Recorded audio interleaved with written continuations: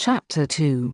Project Fear. Our government has kept us in perpetual state of fear, kept us in continuous stampede of patriotic fervor, with the cry of grave national emergency. Always, there has been some terrible evil at home or some monstrous foreign power that was going to gobble us up if we did not blindly rally behind it.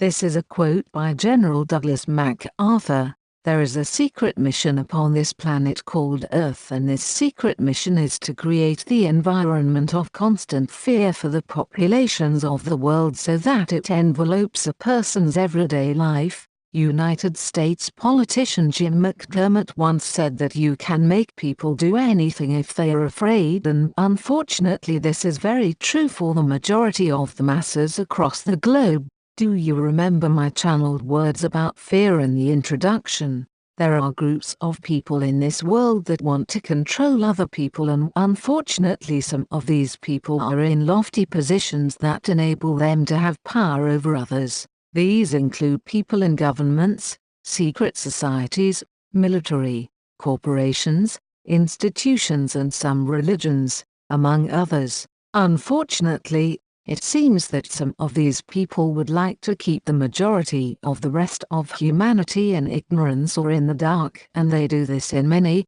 many ways by controlling information and knowledge, because knowledge is power. Have you learned that the CIA, FBI and Mossad, serving the establishment, have a long history of using drugs, implanted chips and hypnosis to mind control victims and to actively deploy them as killers to do mass shootings? Criminal intel agencies do this as sophisticated psyops in order to generate massive fear in the American group mind, in order to manipulate them to give up their Second Amendment rights and other rights that are supposed to be guaranteed in the U.S. Constitution. This is a quote by Preston James, Ph.D. Knowledge is a very powerful tool, and as an example it is one of the reasons why the Vatican catacombs in Rome, Italy are off limits to all but the selected few. In order to control the masses, the information that is given to them has to be disinformation,